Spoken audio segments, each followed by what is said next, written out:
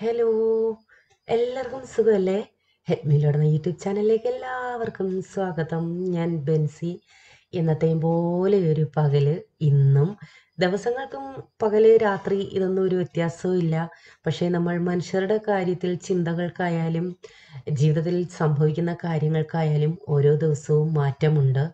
സത്യം പറഞ്ഞാൽ ഇപ്പോൾ ഓരോരുത്തരുടെ മുഖത്ത് നോക്കിയാൽ സന്തോഷമോ ചിരിയോ ഒന്നും കാണുന്നില്ല. എല്ലാവർക്കും ഒന്ന് പേടിയാണ്.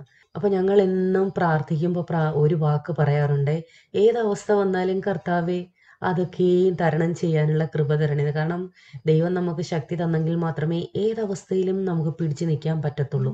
അങ്ങനത്തെ ഒരു സാഹചര്യമാണല്ലോ ഇപ്പോൾ. അപ്പോൾ എന്ത് വന്നാലും ദൈവം കാത്തുകൊള്ളും എന്നുള്ള ഉറപ്പോടെ ദൈവത്തിൽ വിശ്വസിച്ചങ്ങ് ജീവിക്കുക.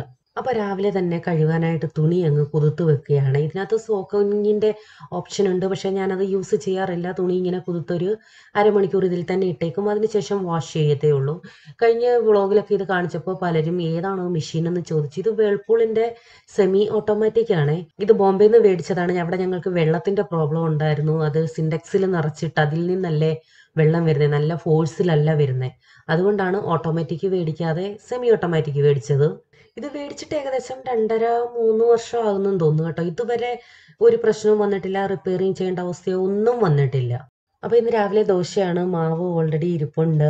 ഞാൻ ഇന്നലെ പറഞ്ഞായിരുന്നല്ലോ ഇനി 2 ദിവസത്തേക്ക് ജോലിക്കാർ കാണില്ല എന്ന്. അപ്പോൾ ഇന്നില്ല. രാത്രിയിലും ഇഡലിയായിരുന്നു. ഇന്നലെ രാവിലെ ഉണ്ടാക്കിയ ഇഡലി ബാക്കിയുണ്ടായിരുന്നു, അത് രാത്രി കഴിച്ചു. അപ്പോൾ ഇന്നലത്തെ കടലക്കറി ഇരിപ്പുണ്ട്, ദോശയും കടലക്കറി.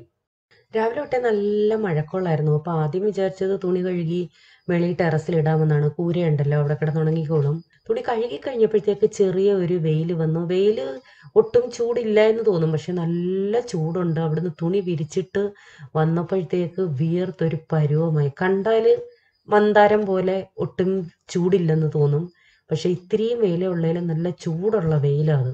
അതുകൊണ്ട് തന്നെ മുറ്റത്ത് തന്നെ വിരിച്ചിട്ടു. പെട്ടെന്ന് ഉണങ്ങി കിട്ടും.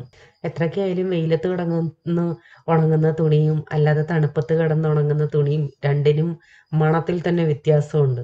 വെയിലത്തുനിന്ന് കയറിയത് കൊണ്ട് തന്നെ ഒരു നാരങ്ങാ വെള്ളം ഉണ്ടാക്കിയാണേ. എനിക്ക് ഈ നാരങ്ങാ വെള്ളത്തിലൊക്കെ ഈ കസ്കസ് ഇട്ട് കുടിക്കുന്നത് ഭയങ്കര ഇഷ്ടമാണ്. ഇത് നമ്മുടെ ശരീരത്തിന് തണുപ്പ് തരുന്ന ഒരു സംഭവമാണ് കസ്കസ്. എന്താണെന്നറിയത്തില്ല, ഈ എള്ളിൻ്റെ കൂട്ടിരിക്കുന്ന സംഭവം വെള്ളം ഒഴിച്ചിടുമ്പോൾ അത് കുതിർന്ന് കയറും. ഈവൻ മോരും വെള്ളത്തിൽ പോലും ഞാനിതിട്ട് കുടിക്കാറുണ്ടേ. അപ്പോൾ ഉപ്പിട്ട ഒരു നാരങ്ങ വെള്ളം തയ്യാറാക്കുന്നേ. ഒരിത്തിരി ഇഞ്ചിയും പച്ചമുളകും ഒക്കെ ചതച്ചിടണമെന്നുണ്ടായിരുന്നെങ്കിൽ അത്രത്തോളം ക്ഷമയില്ലാത്തതുകൊണ്ട് പെട്ടെന്ന് തന്നെ ഇത്തിരി നാരങ്ങ പിഴിഞ്ഞ് ഉപ്പിട്ടങ്ങ് കുടിച്ചു. കേരളത്തിൽ മറ്റ് സ്ഥലങ്ങളിലുള്ളവർ നിങ്ങളുടെ നാട്ടിലൊക്കെ മഴയുണ്ടോയെന്ന് പറയണേ. മഴയുണ്ടെങ്കിൽ ഇതുപോലെ ചൂടുണ്ടോയെന്നും ഒന്ന് പറയണേ. കാരണം ഇവിടെ ഡെയിലി ഇപ്പോൾ ഉച്ച കഴിഞ്ഞാൽ മഴയാണ്.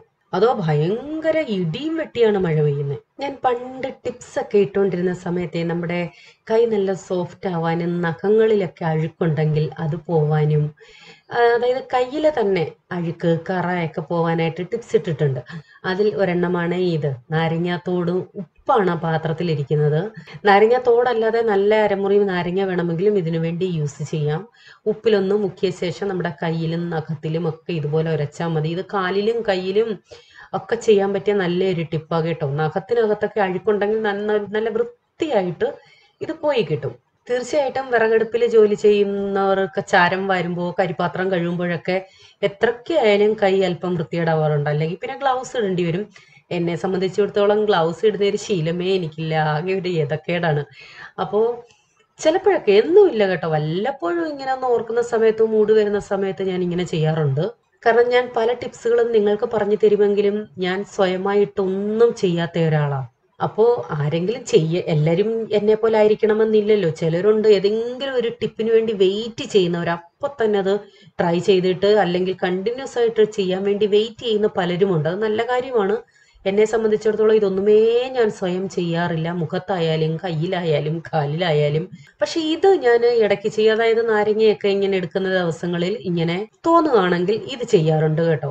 കാരണം എനിക്ക് ഏറ്റവും എന്താ പറയുന്നത്, ഇഷ്ടമില്ലാത്തൊരു സംഭവമാണ് കയ്യിലെ നഖത്തിനിടയ്ക്കും കയ്യും ഒക്കെ വൃത്തികേടായിട്ടിരിക്കുന്നത്. എന്തൊക്കെ ചെയ്താലും ഓട്ടിട്ട മഷി കയ്യിൽ നിന്ന് പോകത്തില്ല. അതാണ് ഒരു വിഷമം. ഞാനങ്ങനെ നഖം വളർത്തുന്ന സ്വഭാവമില്ല എങ്കിലും ലേശം ചെറുതായിട്ട് വെക്കാറുണ്ട്. അത് നല്ല നീറ്റായിട്ട് ഇരിക്കണമെന്ന് എനിക്ക് നിർബന്ധമുണ്ട്. അപ്പോൾ കറക്റ്റായിട്ട് ഇത് ചെയ്യേണ്ട രീതി എന്തൊക്കെയെന്നുള്ളത് സെപ്പറേറ്റ് വീഡിയോ തന്നെ ഇട്ടിട്ടുണ്ട്. അതിനൊരു മെത്തേഡ് തന്നെയുണ്ട്. നല്ല സോഫ്റ്റ് ആക്കാനുള്ള ടിപ്പ് വരെ ഇട്ടിട്ടുണ്ട്. അപ്പൊ നന്നായിട്ട് കഴുകി വൃത്തിയാക്കി. അപ്പൊ ഈ നാരങ്ങാത്തോടിനെ വീണ്ടും ചാറെടുക്കാൻ പോവാണ്. എന്തുകൊണ്ടും തൃപ്തിയായില്ല. നമ്മുടെ വാഷ് ബേസിൻ ഉണ്ടല്ലോ, അത് എത്ര അഴുക്കുണ്ടെങ്കിലും ഇതുപോലെ നാരങ്ങായും ഉപ്പും കൂടി ഇട്ടൊന്ന് ഉരച്ച് കഴുകിയാൽ നിങ്ങൾക്കൊക്കെ അറിയാവുന്ന കാര്യമാണ്. ഇതും ഞാൻ പണ്ടേ നമ്മുടെ ചാനലിൽ ഇട്ടിട്ടുള്ളതാണ്, കിച്ചൺ ടിപ്സിനകത്ത്. അപ്പൊ എത്ര അഴുക്കുള്ള സിങ്കും ഇതുപോലെ നാരങ്ങ തോടിനേക്കാൾ നല്ലത് അരമുറി നാരങ്ങ തന്നെ എടുക്കുന്നതാണ്. അത് ഇതുപോലെ ഉപ്പിനകത്ത് ഇട്ടിട്ട് ഇതുപോലെ ഉരച്ച് കഴുകിയാൽ മതി, നല്ല ക്ലീൻ ആയി കിട്ടും. ഏകദേശം എനിക്ക് തോന്നുന്നു ഒരു 3-4 വർഷത്തിന് മുമ്പേ നമ്മുടെ ചാനലിൽ ഇട്ട ടിപ്സ് ആണ് ഇതൊക്കെ. അതുപോലെ തന്നെ നമ്മുടെ പാത്രങ്ങൾ തേച്ച് കഴുകാൻ ഇത് യൂസ് ചെയ്യാം. മീനൊക്കെ കഴുകിയിട്ട് അല്ലെങ്കിൽ മീൻ വെട്ടിയിട്ട് സിങ്കിനകത്തെങ്ങാണം വെച്ചാണ് കഴുകിയതെങ്കിൽ അതിൻ്റെ ആ ഉളുമ്പ് നാറ്റം പോവാനായിട്ട് ഇങ്ങനെ തേച്ച് കഴുകിയാൽ മതി. പല ഗുണങ്ങളാണ് ഈ നാരങ്ങത്തോട് കൊണ്ട്. അതുപോലെ തന്നെ ഞാനിപ്പോൾ ഉപ്പല്ലേ എടുത്തേ കയ്യില്, അപ്പോൾ ഉപ്പിന് പകരം വേണേൽ പഞ്ചസാരയും യൂസ് ചെയ്യാം കേട്ടോ, അതായത് കൈ വൃത്തിയാക്കാൻ. അപ്പൊ എന്താ, നാരങ്ങത്തോടിനെ കൊണ്ട് എന്തൊക്കെ ചെയ്യാമോ അതെല്ലാം ചെയ്തു, സിങ്കും ക്ലീൻ ആക്കി. അപ്പൊ വീട്ടമ്മമാരെ സംബന്ധിച്ചിടത്തോളം പ്രത്യേകിച്ച് ഒരു സമയം കിട്ടത്തില്ല എന്തെങ്കിലും ചെയ്യാൻ. അപ്പൊ പറ്റുമെന്നുണ്ടെങ്കിൽ നിങ്ങൾ ഇങ്ങനെയൊക്കെ പാചകം ചെയ്യുന്ന സമയത്ത് പറ്റുമെന്നുണ്ടെങ്കിൽ ആ സമയം അങ്ങ് യൂസ് ചെയ്തോണേ. ഞാനിവിടെ ഇന്ന് തോരൻ വെക്കാൻ വേണ്ടി ഉരുളക്കിഴങ്ങാണ് അരിഞ്ഞു വെച്ചിരിക്കുന്നത്. ഉരുളക്കിഴങ്ങ് തോരൻ. നിങ്ങൾ ആരൊക്കെ ഉരുളക്കിഴങ്ങ് ഇങ്ങനെ തോരൻ വെക്കുന്നു എന്നൊന്ന് കമന്റ് ഇടണേ. മിക്കവാറും എല്ലാവരും ചെയ്യുന്നുണ്ടായിരിക്കാം.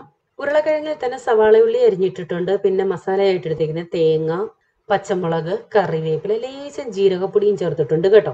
ഉപ്പും കൂടി ഇട്ട് നല്ലതുപോലെ ഒന്ന് യോജിപ്പിച്ചു. ആ മസാല ഉരുളക്കിഴങ്ങിലേക്ക് ഇട്ടിട്ട് നല്ലതുപോലെ ഒന്ന് ഞെരടി യോജിപ്പിച്ചു. ഇനി ഒരു പാത്രം വെച്ച ശേഷം ഞാൻ വെളിച്ചെണ്ണയിലാണ് ചെയ്യുന്നത്. വെളിച്ചെണ്ണയിൽ ചെയ്തതാണ് ഒരു ടേസ്റ്റ് കിട്ടുന്നത്.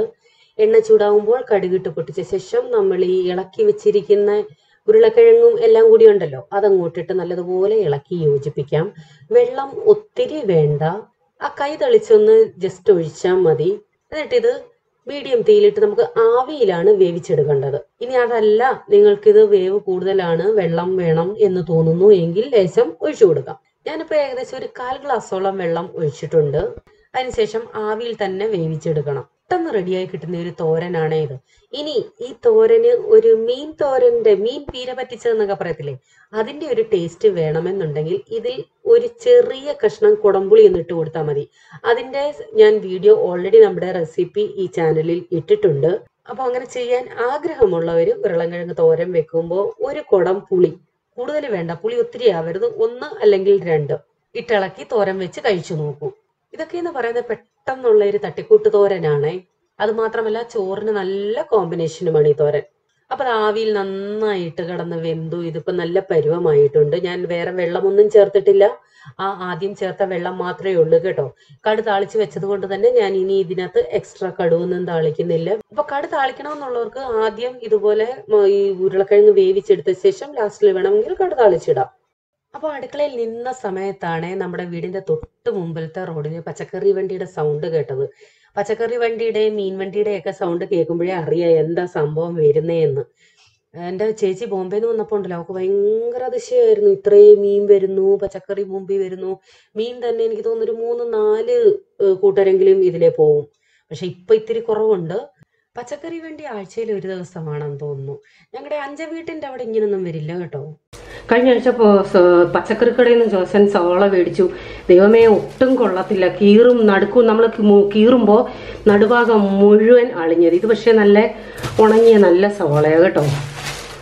കുറേ പച്ചക്കറികളുണ്ടായിരുന്നു. പിന്നെ ഞാൻ പച്ചമുളക് മേടിച്ചു, പാവയ്ക്ക, കൊച്ചുള്ളി എൻ്റെ കയ്യിൽ തീർന്നിരിക്കുമായിരുന്നു. കൊച്ചുള്ളി മേടിച്ചു, വെളുത്തുള്ളി മേടിച്ചു. പിന്നെ എല്ലാം കൂടെ 330 ബാക്കി 20 രൂപയ്ക്ക് നാരങ്ങയും, 330 രൂപയാണ്, 350 റൗണ്ട് ചെയ്യാനായിട്ട് കുറേ നാരങ്ങയും 20 രൂപയുടെ ബാക്കി നാരങ്ങ. അത്യാവശ്യമുള്ള സാധനങ്ങളെല്ലാം മേടിച്ചേ. എല്ലാം ഉണ്ടായിരുന്നു. മുരിങ്ങയ്ക്ക, ക്യാരറ്റ്, പിന്നെ ബീട്രൂട്ട്, കിഴങ്ങ്, പച്ചക്കറി കിറ്റ്, 100 രൂപയുടെ ഓരോ കിറ്റ്. ഞാൻ കിറ്റ് മേടിച്ചില്ല, ഇവിടെ കിറ്റ് മേടിച്ചാൽ ഭയങ്കര നഷ്ടമാണ്. ഒരു സാമ്പാർ വെച്ച് കഴിഞ്ഞാൽ പിന്നെ അതിനകത്ത് വേറെ ഒന്നുമില്ല. സാമ്പാർ വെച്ചാൽ ഇവിടെ എന്തായാലും ഒരു കിറ്റിനകത്ത് സാമ്പാർ എന്ന് പറയുമ്പോൾ ഒരു സാമ്പാർ വെച്ചാൽ കുറേ ദിവസത്തേക്ക് വേണം. അല്ലാതെ അത് നമ്മൾ കഷ്ണങ്ങൾ വെച്ചിരുന്നാലും എത്ര ദിവസമാണ് വെച്ചേക്കുന്നത്, അത് പന്നലായി പോകും. അതുകൊണ്ട് ഇപ്പൊ അങ്ങനെ കിറ്റ് മേടിപ്പേ ഇല്ല ഇവിടെ. പച്ചമുളകൊക്കെ മേടിച്ചോണ്ട് വന്ന അപ്പം തന്നെ കഴുകി അതിൻ്റെ എടുപ്പ് കളഞ്ഞൊരു പാത്രത്തിൽ ഇട്ടങ്ങ് ഫ്രിഡ്ജിൽ വെക്കും. അങ്ങനെ ആകുമ്പോൾ എത്ര നാൾ വേണേലും ഇരിക്കും. എനിക്കിവിടെ കുറച്ച് പച്ചമുളകിന്റെ തൈ ഉണ്ട്. അതിൽ നിന്നാണ് ഡെയിലി ആവശ്യത്തിന് അതിൽ നിന്നാണ് എടുത്തുകൊണ്ടിരിക്കുന്നത്. ഞാനിത് മേടിച്ച് വെക്കാൻ കാര്യം ബൈ ചാൻസ് തീർന്നാൽ ഇപ്പം പഴയതുപോലെ ഇങ്ങനെ തോന്നുമ്പോൾ പോയി മേടിച്ചുകൊണ്ട് വരാൻ പറ്റില്ലല്ലോ. അതുകൊണ്ട് മേടിച്ചങ്ങ് സ്റ്റോക്ക് ചെയ്തതാണേ. പിന്നെ എൻ്റെ ഈ കൊച്ചുള്ളി മേടിക്കുന്ന ദിവസത്തെ എൻ്റെ മെയിൻ ജോലിയാണ്, ഇങ്ങനെ ആരും ചെയ്യുന്നില്ല എന്നുണ്ടെങ്കിൽ അങ്ങനെ ചെയ്ത് വെക്കണേ. അപ്പൊ കൊച്ചുള്ളി ഇങ്ങനെ ക്ലീൻ ചെയ്താണ് ഞാൻ വെക്കുന്നത്. അതുപോലെ അങ്ങ് വെച്ചാല് ഒരെണ്ണം മോശമായിട്ടുള്ളത് അതിനകത്തുണ്ടെന്നുണ്ടെങ്കിൽ ബാക്കി നമ്മുടെ നല്ല ഉള്ളികളൂടെ അഴുകിപ്പോവും. ഇത്തിരി നനവുള്ളതോ ഇത്തിരി കേടായതോ അഴുകാൻ തുടങ്ങുന്നതോ ഒക്കെ ഇതിനകത്തുണ്ടെന്നുണ്ടെങ്കിൽ നമ്മുടെ ബാക്കി എല്ലാ ഉള്ളി നശിച്ചു പോവാൻ അത് മതി. അതുകൊണ്ട് ഞാൻ ഈ ഉള്ളി മേടിക്കുന്ന ദിവസം നന്നായിട്ട് ക്ലീൻ ചെയ്ത്, അതായത് തൊലി ഇളക്കാൻ പറ്റുന്നതൊക്കെ ഇളക്കി ക്ലീൻ ചെയ്ത് ഇതുപോലെ മാറ്റും. എന്നിട്ട് അതിനകത്ത് ചതഞ്ഞതോ അല്ലെങ്കിൽ തൊലി പോകാൻ തുടങ്ങുന്നതോ അങ്ങനെയൊക്കെ ഉള്ളതുണ്ടെങ്കിൽ സെപ്പറേറ്റ് ആക്കും. അത് പെട്ടെന്ന് എടുക്കാനായിട്ട് ഇതിന്റെ കൂട്ടത്തിൽ വെക്കത്തില്ല. അപ്പൊ ചിലരെങ്കിലും വിചാരിക്കുമായിരിക്കും ഇത് ഡബിൾ പണിയല്ലേന്ന്. പക്ഷെ നമുക്ക് നമ്മുടെ സാധനങ്ങൾ നഷ്ടപ്പെടാതിരിക്കാൻ ഇങ്ങനെ ഇത്തിരി ടൈം സ്പെൻഡ് ചെയ്യുന്നത് നല്ലതാണ് കേട്ടോ. അതുപോലെ ഈ ഉള്ളിയൊക്കെ വെക്കുമ്പോൾ പ്രത്യേകം ശ്രദ്ധിക്കണം, ഒരു തുള്ളി പോലും വെള്ളം വീഴാത്തടത്ത് വെക്കണം. ഒറ്റ തുള്ളി വെള്ളം ഇതിൽ വീണാൽ മതി, അത് എങ്ങനെ കിടന്ന് അഴുകുമെന്ന് നമ്മൾ പോലും അറിയാൻ പറ്റില്ല. വെയിലുണ്ടെന്നുണ്ടെങ്കിൽ ഞാൻ ഇത്തിരി വെയിലത്ത് വെച്ചൊന്ന് ഉണക്കിയെടുക്കുമേ. പക്ഷെ ഇപ്പൊ അത്ര വെയിലില്ല, അതുകൊണ്ട് എല്ലാം ഇത്തിരി സമയം എടുത്ത് തന്നെ ഒന്ന് സെപ്പറേറ്റ് ആക്കി വെക്കട്ടെ. അപ്പൊ ദാ ഇത്രയും ഇത് എത്ര നാൾ വേണമെങ്കിലും ഇരിക്കും കേട്ടോ, പന്നലാവില്ല. അതുപോലെ ക്ലീൻ ചെയ്ത് വെച്ചു. ബാക്കിയുള്ള ഇത്രയുമെന്ന് പറയുന്നത് ഒരു സെപ്പറേറ്റ് പാത്രത്തിലാക്കി വെക്കും. ഡെയിലി ഓരോ ദിവസത്തെ ആവശ്യത്തിന് ആദ്യം ഇതിൽ നിന്നായിരിക്കും എടുക്കുന്നത്, അതിനുശേഷം മറ്റേത് എടുക്കത്തുള്ളൂ. ഇങ്ങനെ ക്ലീൻ ചെയ്താണ് ഞാൻ കൊച്ചുള്ളി വെക്കുന്നത്. ഇനിയിപ്പോ സവാളയാണേലും ഇതുപോലെ തന്നെയാ കേട്ടോ. അതിൽ നിന്നും കേടായാൻ തുടങ്ങുന്നതുണ്ടെന്നുണ്ടെങ്കിൽ അതായിരിക്കും ആദ്യം യൂസ് ചെയ്യുന്നത്. അപ്പൊ ഇന്ന് ഉച്ചക്കത്തേക്ക് ഉണക്കമീനും ഉണ്ട്. കുറച്ച് ഉണക്കമീൻ നേരത്തെ മേടിച്ചത് ഇരിപ്പുണ്ടായിരുന്നു, അതിനെ അങ്ങ് ഫ്രൈ ചെയ്തു. ഇന്നത്തെ ഊണെന്ന് പറയുന്നത് ഒരു സിമ്പിൾ പക്ഷേ പവർഫുൾ ഊണാണ്. എനിക്കും ജോസാനും കുറെ കറികളും കുറെ തോരനുകളും ഉള്ളതിനേക്കാളും ഏറ്റവും ഇഷ്ടം ഇങ്ങനെയുള്ള ലഞ്ചാണ്. അപ്പൊ മീൻ കുറച്ചേ ഉള്ളായിരുന്നു, അത് മൊത്തം അങ്ങ് വറുത്ത് വെച്ചു. ബാക്കിയുള്ളത് അടച്ചു വെച്ചിരുന്നാല് നാളെയും കൂടി യൂസ് ചെയ്യാം. നാളെയല്ല, നാളെയും മറ്റന്നാളും ഒക്കെ കാണും. എനിക്കറിയാം ഇപ്പൊ കമന്റ് വരും, ഉണക്കമീൻ അധികം ഉപയോഗിക്കരുത്, ഉപ്പാണ്, BP കൂടും, പപ്പടം അധികം യൂസ് ചെയ്യല്, അച്ചാർ യൂസ് ചെയ്യല്, ഇതൊക്കെ അറിയാം. പക്ഷെ ഉണക്കമീൻ്റെ ഒരു രുചി ഓർക്കുമ്പോൾ ഉണ്ടല്ലോ, അറിയാതെ അങ്ങ് മേടിച്ചു പോകും. ബോംബെ വെച്ച് ഞാൻ ഒരു ബീച്ചിൽ പോയപ്പോൾ ഉണക്കമീൻ ഉണക്കുന്ന എങ്ങനെയാന്ന് കണ്ടിട്ട് ഞാൻ മനസ്സിൽ അന്ന് തീരുമാനിച്ചു ഇനി മേലാൽ ഞാൻ ഉണക്കമീൻ കഴിക്കത്തേ ഇല്ലെന്ന്. പക്ഷെ എന്ത് ചെയ്യാനാ, വീണ്ടും കഴിച്ചു. കല്ലേൽ അരച്ചതുപോലെ എങ്ങനെ മിക്സിയിൽ ചമ്മന്തി അരച്ചെടുക്കാം, ഞാൻ ഇതിന്റെ വീഡിയോ ഓൾറെഡി ഇട്ടിട്ടുണ്ട്. കുറെ പേര് ട്രൈ ചെയ്തതാണ്. അപ്പോൾ ഈ വീഡിയോ കാണുന്ന ആർക്കെങ്കിലും ഇനിയും അങ്ങനെയുള്ള ചമ്മന്തി അരയ്ക്കാൻ അറിയത്തില്ല എന്നുണ്ടെങ്കിൽ ഇന്ന് ഞാൻ പഠിപ്പിച്ചേ വിടത്തുള്ളൂ. ഈസിയാണ്. ഈ മുളകെന്ന് പറയുന്നത് എൻ്റെ ഇവിടുത്തെ മുളക് ചെടിയിൽ പിടിച്ചതാണ്, പിരിയൻ മുളകാണിത്. അപ്പൊ തേങ്ങ എടുത്തു, മുളകെടുത്തു, കൊച്ചുള്ളി എടുത്തു, പുളി വേണം. നിങ്ങൾക്ക് ഇഞ്ചി ഇഷ്ടമാണെങ്കിൽ ഇഞ്ചി ചേർക്കാം, കറിവേപ്പില ഇഷ്ടമാണെങ്കിൽ കറിവേപ്പില ചേർക്കാം. അപ്പൊ ജാറിന്റെ അടിയിൽ ആദ്യം അരയാൻ താമസം എടുക്കുന്ന സാധനങ്ങൾ വേണം ഇടാൻ, അതായത് ഉള്ളി, മുളക്, ഇങ്ങനെയൊക്കെയുള്ള സംഭവങ്ങൾ. അതിനുശേഷം ഉപ്പൂടിട്ടിട്ട് തേങ്ങ ഇടാം. നമ്മൾ ഈ ചമ്മന്തി അരയ്ക്കുന്നതെന്ന് വെച്ചാൽ നമ്മൾ അരപ്പരയ്ക്കുന്നതാണ്, കണ്ടിന്യൂസ് ഇട്ട് അരയ്ക്കുമല്ല. ജസ്റ്റ് പൾസ് ഉണ്ടല്ലോ, ഒന്ന് ബാക്കിലോട്ട് തിരിക്കുക, ഓഫ് ചെയ്യുക, പിന്നെയും ബാക്കിലോട്ട് തിരിക്കുക, ഓഫ് ചെയ്യുക. അങ്ങനെ 2-3 പ്രാവശ്യം ചെയ്ത ശേഷം സ്പൂണിട്ട് ഒന്ന് ഇളക്കി കൊടുക്കണം. വീണ്ടും അതുപോലെ ചെയ്യാം. അപ്പോൾ ഈ സ്പൂണിട്ട് ഇളക്കാൻ പറ്റില്ലെന്നുണ്ടെങ്കിൽ ഞാൻ ചിലപ്പോഴൊക്കെ ചെയ്യുന്നത് ഇതുപോലെ ഒന്ന് എടുത്തിട്ടൊന്ന് കുലുക്കിയിട്ട് വീണ്ടും വെക്കും. അപ്പോൾ 2-3 പൾസ് ചെയ്ത ശേഷം ഇങ്ങനെ ഇളക്കിയിട്ട് നമുക്ക് നോക്കാം. നിങ്ങൾക്ക് നന്നായിട്ട് അരയണമെങ്കിൽ അങ്ങനെ അരച്ചെടുക്കാം. എനിക്ക് ചമ്മന്തി എന്ന് പറയുന്നത് ഇത്തിരി ഒന്ന് തരിതരിപ്പായിട്ട് വേണം. ചെറുതായിട്ട് ഇടയ്ക്കൊക്കെ ആ മുളകിൻ്റെ അരി ഒന്ന് കടിക്കാനൂടെ കിട്ടിയാൽ അത്രയും സന്തോഷം. അത് ഓരോരുത്തരുടെ ഇഷ്ടമാണ് എങ്ങനെ ചെയ്യണമെന്നുള്ളത്. അപ്പോൾ ഇനി മിക്സിയിൽ ചമ്മന്തി അരച്ചാൽ നമുക്ക് കല്ലേലെ കൂട്ട് ഉരുട്ടിയെടുക്കാൻ പറ്റുമോ എന്നുള്ള സംശയം ഉണ്ടെങ്കിൽ ദാണ്ട അങ്ങനെ ഉരുട്ടിയെടുക്കുകയും ചെയ്യാം. കുറച്ച് നല്ലപോലെ അരഞ്ഞാലാണ് നന്നായിട്ട് ഉരുട്ടിയെടുക്കാൻ പറ്റുന്നത്. ഞാനിപ്പോൾ അത്ര നന്നായിട്ട് അങ്ങ് അരച്ചിട്ടില്ല, എങ്കിലും നന്നായിട്ട് നമുക്ക് ഉരുട്ടിയെടുക്കാനും പറ്റും. നല്ല രുചിയാണ് ഈ ചമ്മന്തിക്ക്. നമ്മൾ ഒരു തുള്ളി പോലും വെള്ളം ചേർക്കരുത്. ആ ഉള്ളിയുടെയും തേങ്ങയുടെയും വെള്ളം മാത്രം മതി. ഇവിടെ ജോസാന് മിക്സിയിൽ ചമ്മന്തി അരയ്ക്കാൻ ഒട്ടുമേ അറിയത്തില്ലായിരുന്നു, ഇപ്പൊ എക്സ്പെർട്ടാണ്. നന്നായിട്ട് പഠിച്ചിട്ടുണ്ട് ഇപ്പൊ മിക്സിയിൽ എങ്ങനെയാ ചമ്മന്തി അരയ്ക്കേണ്ടതെന്ന്.